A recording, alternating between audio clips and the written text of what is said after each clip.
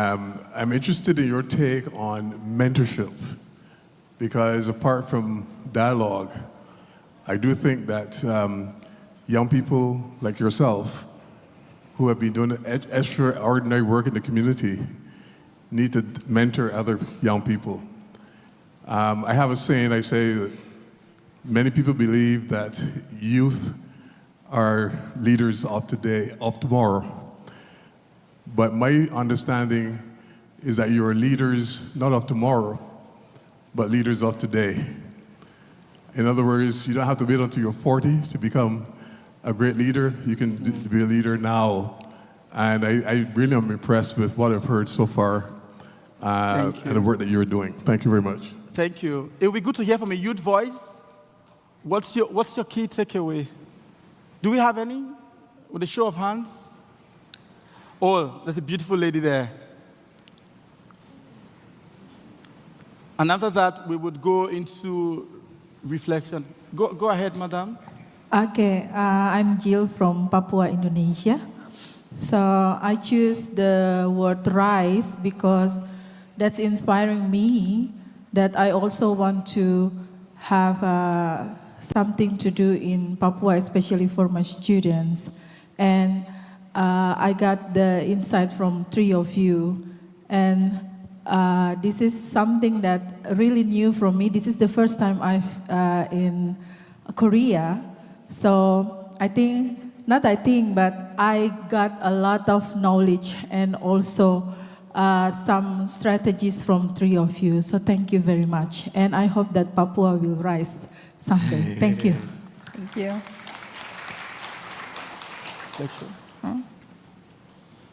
So we would reflect.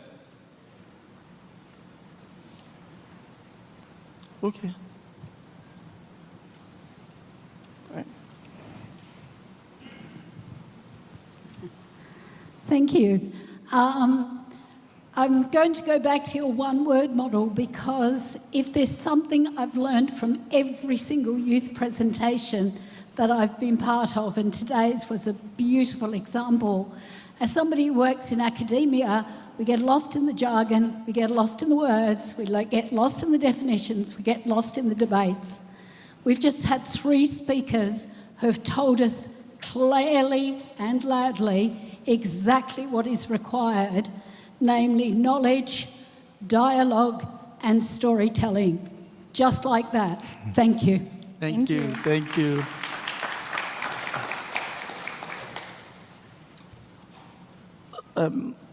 So we would do reflections. And when my dear brother Kim was talking, by the way, this is my first time in Korea, so this is my first time listening to a translation in Korea in English. But just listening to my friend, I could see boldly the power of knowledge. That you can't build anything that is sustainable without knowledge. That knowledge can become an anchor for a time where there is speed to spread fake news. There's precision to push wrong narrative. All I hear from Kim is that our foundation has to be on knowledge. And this knowledge are not the wrong knowledge, are knowledge that affect people. So I think personally I will go back to Nigeria and tell my community, tell my friends that the power of dialogue does not just start from storytelling alone that I do, but it can be anchored on knowledge. Thank you. Thank you for your reflection, David. I really appreciate it. And thank you for your speech, Nominmaa. I'd like to share my reflection on your speech. Your journey clearly shows how dialogue plays a vital role in transforming an individual, and through that person, creating broader change. You also shared honestly about the challenges you have faced, particularly around equity. I think this is a very natural and important concern, because we often see how power can become concentrated in the process of collaboration, preventing democratic and inclusive decision-making.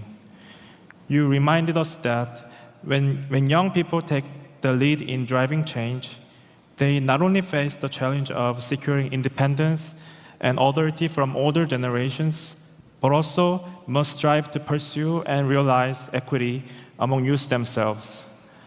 I believe this agenda is very important, and I hope we can continue to discuss it and work together for it in the future. Thank you. Thank you, Hyunjoong. I deeply validate the reflection. Now, I'd like to share my own reflection on Mr. David's speech. Listen to David. What really stayed with me is the journey from listening to respond to listening to understand. And what struck me is how you showed that, impatience in listening can create division, while attentive listening can create connection. And another point that resonated with me is how you combined, facts and storytelling. You said that this information spreads fast because it's wrapped in stories, right? But when we ground stories in truth and empathy, it becomes not only powerful, but also transformative. So for me, your call to teach those skills early in schools, families, and communities is such an important reminder that dialogue isn't something we wait until adulthood to practice. It's a lifelong skill that begins now. Thank you. Thank you. Okay, we've shared our individual reflections so far, and I think it would be great to move into a more active dialogue. So we now move to engaging with one another's questions.